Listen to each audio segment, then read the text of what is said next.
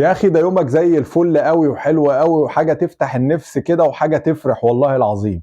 الاهلي بطل نص العالم او بطل الثلاث قارات او ملك الثلاثيات مع الدكتور كولر، ما يتقالش عليه اقل من كده. هتشوف العجب صراحه، الاهلي ابدع.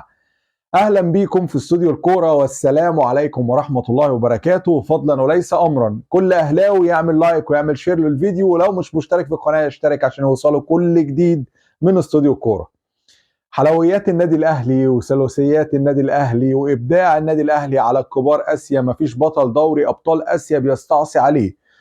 قال لك اتحاد جدة ماشي، الهلال ماشي، والعين ماشي. العين كان مباراة صعبة صراحة، على الورق قوية، فريق هجومي بطريقة عنيفة، بس صراحة الدكتور كولر يعني العبقري الداهية على أرض الملعب. الراجل ده يا جماعة جبار، ازاي مسك الثغرات وفنطها ولعب عليها وخلص الماتش. تحس ان اللعيبة نازلة حافظة. الله أكبر. اضغط يا عم وسام في الارتداد ما بين المدافع وحارس المرمى، برجع الكوره، ضغط هات جول. ما شاء الله. اضغط في الاوفرلابنج واضغط لقلب الملعب والعب كره عكسيه يا امام، هات جول. اضغط على المدافع، هيغلط مدافع ضعيف، هات بينالتي يا عمر يا كمال، وقفشه يجيب جول.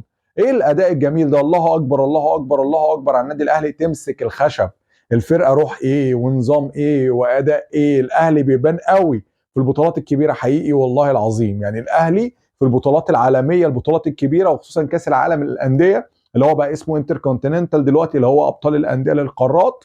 الاهلي مبدع. النادي الاهلي اول نادي ياخد البطوله ويبقى بطل الثلاث قارات. 2 مليون دولار. الله اكبر الله اكبر، يعني الله اكبر. نمسك الخشب.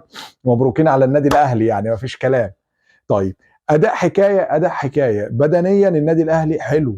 شفنا اخيرا عمر داري، اشرف داري. شفنا اخيرا عمر الساعي. هتلخبطنا في الاسم من الفرحه والله. بس صراحه شفنا عمر، اي نعم عمر الساعي. بسم الله الرحمن الرحيم. دخل حكم قال له دخلت، راح مصفر شكرا الماتش. وحاجه كده طريفه، يعني ايه الماتش في نهايته كده تلاقي قناه ابو ظبي الرياضيه تقول لك الماتش برعايه هيئه القضاء الاماراتيه. قصدكم ايه لا مؤاخذه يعني؟ يعني ايه الحكمه؟ هيئه القضاء ايه علاقتها لا مؤاخذه بالماتش؟ الاهلي كده كده كسب ومش هيسكت يعني. ايه علاقه ده بده؟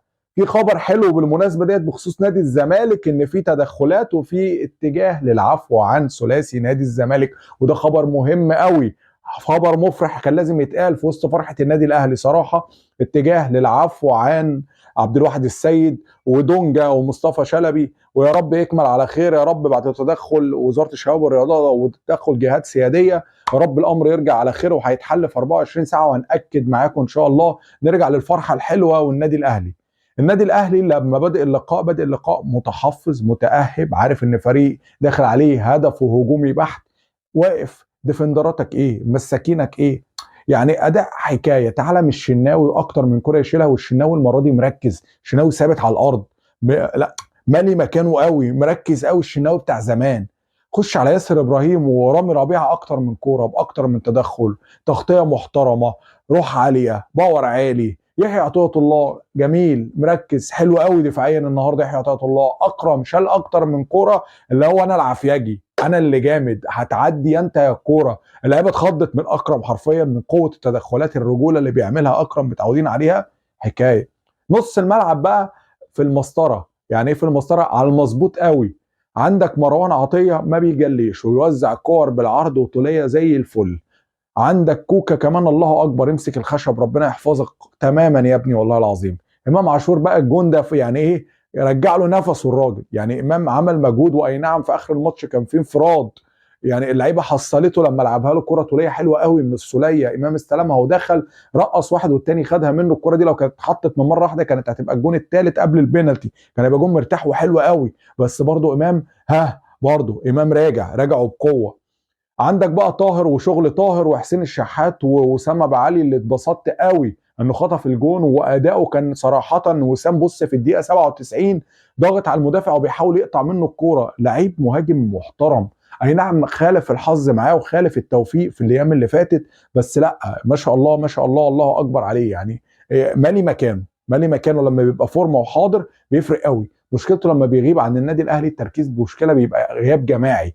بس الاهلي النهارده حاضر جماعيا. عمر كمان نزل جاب بينالتي، قفشه نزل جاب الهدف.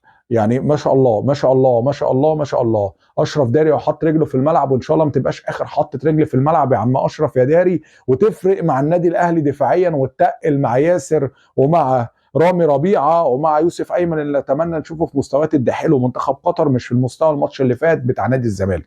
مبروك مبروك الف مبروك للنادي الاهلي، مبروك التتويج الاول اللي من نوعه. يستعد بقى بقوه الماتش اللي جاي يوم 14 امام الكسبان من بطل امريكا الشماليه والجنوبيه. نتمنى اداء قوي جدا من النادي الاهلي في استاد 974 في قطر. النادي الاهلي ان شاء الله يعدي الماتش ده ويوصل للنهائي قدام ريال مدريد، ونعمل ماتش محترم معاهم ان شاء الله. منتظرين الكتير الكتير قوي من النادي الاهلي، ويفرح الجماهير ويفرحنا كلنا يا رب.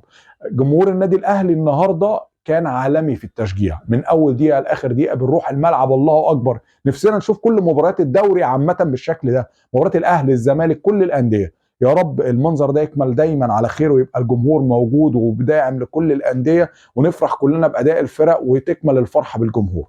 في نهايه الحلقه مبروك تاني للنادي الاهلي، فضلا وليس امرا تعمل لايك للفيديو وتعمل شير، ولو انت مش مشترك في الفيديو تشترك وتشترك في القناه عشان يجي لك كل جديد. كنتم مع استوديو الكوره، والسلام عليكم ورحمه الله وبركاته.